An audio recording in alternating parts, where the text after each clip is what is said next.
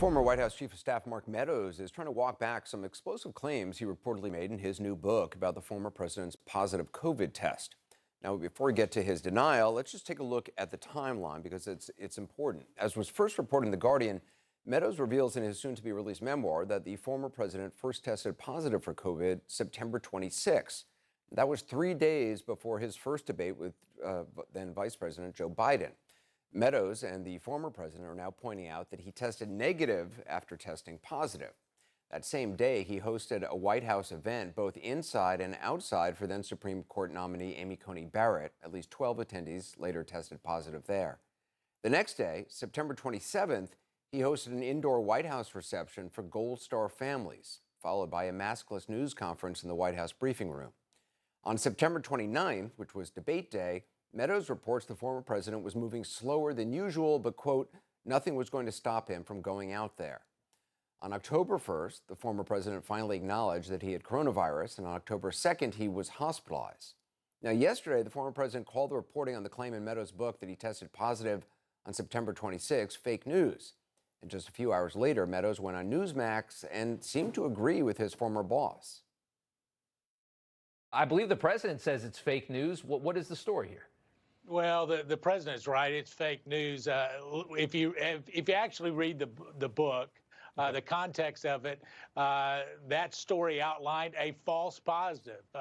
Literally, he had a test, had 2 other tests after that showed that he didn't have COVID during the debate, and yet, the way that the media wants to spin it is certainly to be as negative about Donald Trump as they possibly can, while giving Joe Biden a pass.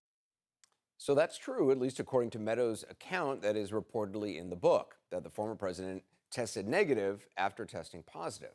What Meadows didn't say there, that is reportedly in the book, is that Meadows was telling everyone in the former president's immediate circle to treat him as if he was positive. Maybe Meadows left that part out of the interview he did with Newsmax, because what our Gloria Borger is now learning about the former president's reaction to the revelation about his positive test. She joins us now, along with CNN medical analyst Dr. Leana Wen, author of the book Lifelines: A Doctor's Journey in the Fight for Public Health. So, Gloria, the former president is disputing what is reportedly in this book written by Meadows, and that's it. Meadows himself seems to agree. What more are you learning about the former president's reaction to all this? So he agrees that what he wrote was fake news because we reported what's in the book badly, and of course that's not true. What I'm learning is that the former president, according to a source who's familiar with the president's thinking, is that the former president is furious about what is in the book, and that he's angry with Mark Meadows. Now, I was told by one source that Meadows and the president have not had a close relationship. But other sources are telling other reporters at CNN that it is a relationship that's been fine, because don't forget, Mark Meadows is on the Trump train for 2024, but that the president is mad about the way Meadows characterized all of this in the book. So what I think we are witnessing on Newsmax is Mark Meadows trying to get back in the president's good graces and saying, yeah, blame it on the press. What I was trying to tell you is that all the president had was a false positive, and that's it, and move on. But, Gloria, what's interesting about this is the White House then went out of their way, and the former president too, to avoid ever acknowledging when he got his first positive test for COVID. I mean, if you think back to that time, this was a question of could he have possibly been positive during the debate, and Sure. He would never come forward and say, yes, I tested positive on this date, days before. They didn't want to go there. Yeah, and Meadows is also saying there were 3 tests. We think there were 2. We don't know about any kind of third test. We know that the debate required a negative test 72 hours. Right, and the debate themselves, for some odd reason, did not test on that day right before the debate. I find that Well, if you inexplicable. recall, we all noticed the president arrived late. There is an honor system. And, they obviously told the folks there, he had tested negative. And so he went on to the debate stage. There was, that was the situation. But that's not in the excerpt of the book that the Guardian printed. And again, we haven't seen the book. That's not mentioned. Dr. Wen, just in terms of the timeline of when the former president started showing symptoms and was taken to Walter Reed, does a positive test on September 26, as the Meadows book reportedly says took place, does that make the most sense since he was hospitalized at Walter Reed on October 2nd? Yes, because the previous timeline made no sense to those of us who've actually treated COVID patients. And that's because you don't go from 0 to 100 overnight. And so what we had heard was that October 1st was when former President Trump first started testing positive. He first started having symptoms. Then by the next day, he was so severely ill that he had low oxygen saturation. He had such severe shortness of breath that he had to be airlifted and go to the hospital and be in the ICU. When at that time, the clinical course for the variants that were dominant were that there were about 5 to 8 days between when you first start having your symptoms to when you start having shortness of breath. And so one day just made no sense. And so this is the reason why so many of us were asking at the time, when did he test positive? And also, when was his last negative test? By the way, there's one question that would actually, I think, help us to solve this issue of, did people really think that this was a false positive, which is, when did President Trump actually get monoclonal antibodies?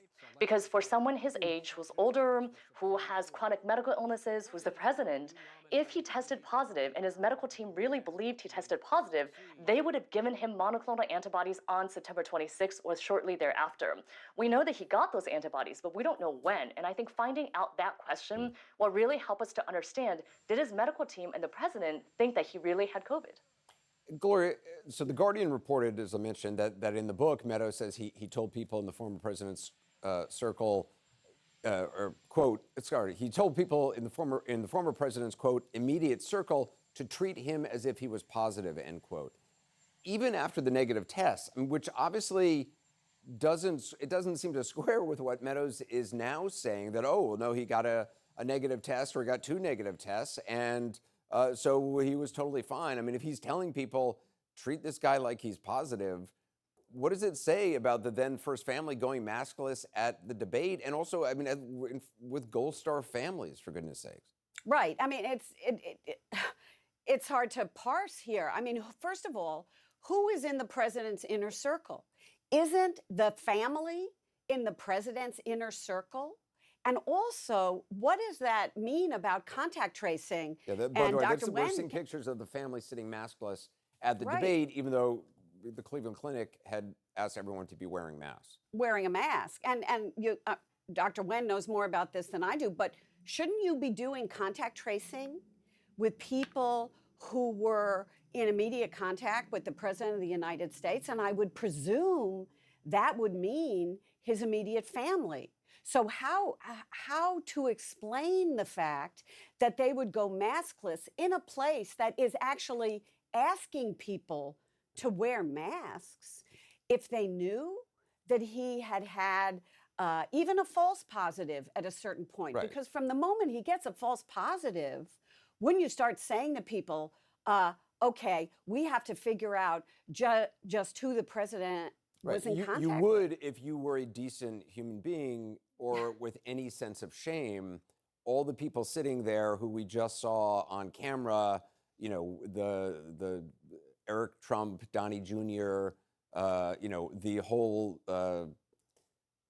Michigas there, they are shameless. And clearly, we're making a very particular point by going maskless. Dr. Wen, looking back on it now, I mean, in light of the claims in Meadows' book, should the former president or his family even have been at that debate? I mean, shouldn't they have been quarantining? Absolutely. So to be clear, anyone, I don't care if it's the president, former president, or anybody else, if you have symptoms and you have a positive test, you should not be going anywhere. You should be in isolation. Also, if you're a close contact, to Gloria's point, if you're a close contact, and certainly a family who live with him should be close contacts. If you are a close contact of somebody who tested positive, you should be in quarantine if you are unvaccinated, which they were at the time. You should not be going anywhere. And also, you should not be test shopping. You don't get a test, and then once it's positive and you don't like that, you take more tests until it becomes negative. That's not the way this should work. Dr. Lena Wen, Gloria Borger, appreciate it. Thank you.